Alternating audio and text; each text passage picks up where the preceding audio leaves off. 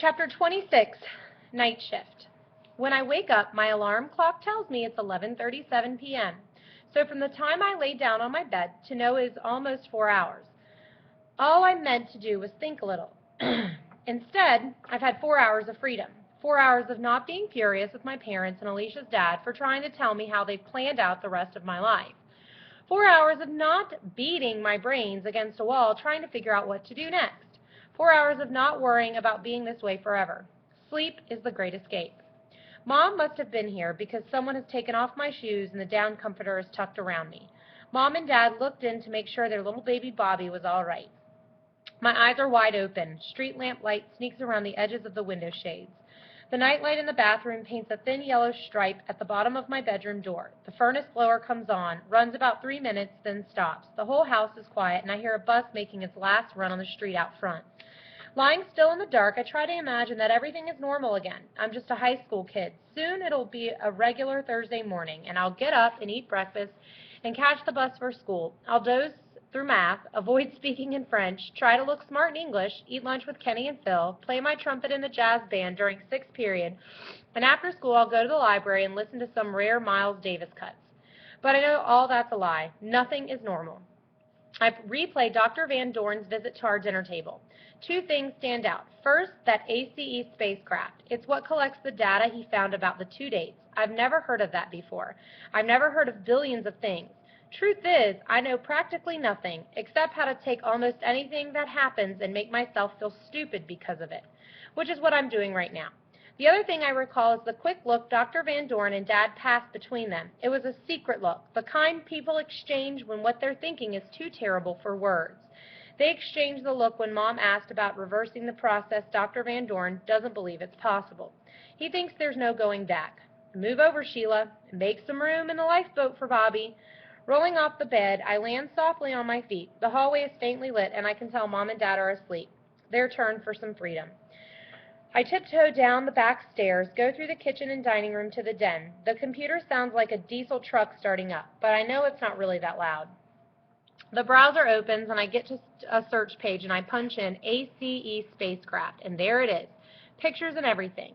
ACE stands for Advanced Composition Explorer. This thing is out 1.5 million kilometers from Earth, feeding a constant stream of data to a bunch of ground tracking stations all over the world.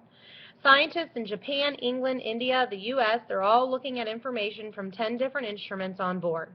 I click on the real-time solar wind data, and I'm plugged in. I've got graphs and tables and news from outer space, and the thing is updated every 15 minutes, like the reports about traffic on the Dan Ryan Expressway. Then I click on a link for SOHO, the Solar and Helispheric Observatory, and it's another satellite up there in the sunlight. And there's a blinking alert on the screen next to a block of text. The Earth's environment is currently bombarded by high-energy particles accelerated by a powerful solar eruption last night. A strong flare, M9, and coronal mass ejection were observed by the SOHO instruments. The flux of high-energy protons near Earth now is 100,000 times greater than normal. This is the 4th largest portion event in the past 3 years and will likely continue at or above the current level for the next several weeks as we approach the solar maximum. And the date on the news release is 11:45 p.m., February 24th, and there's been an update every 24 hours right up to yesterday. The bombardment was slow during the last month, but not by much. So what I'm reading about here on the screen, this is still going on now. And it makes me smile. I wish I had a cat or something. I'd wrap it up in my magic blanket and poof, invisible kitty, which would be tough on the neighborhood birds. I close the browser, open up an instant messenger window, and click on Alicia's screen name. Hey, Alicia, you awake? In about 30 seconds, the program chimes back at me. Hey yourself, too loud. Stop till I turn down the sound. Okay, how are you? I've been better. How come you're still awake? Duh, your message woke up my computer and the thing starts talking to me. But I wasn't sleeping anyway. My sleep patterns are all screwy because it's always nighttime on Planet Alicia. I sleep when I'm tired. Been chatting with Nancy till about 15 minutes ago. About you? You? What about me? None of your business. My imagination runs wild. That's your problem. So did you talk to your dad tonight? Yep.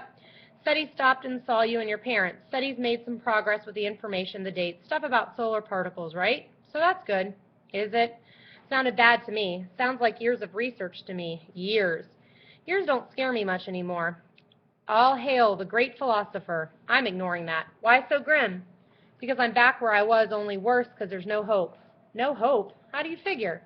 You heard your dad. He thinks maybe we know the cause, but that's not the cure. If he's right about the cause, we could zap a cat or a dog or something right now. Or you. Want to get invisible?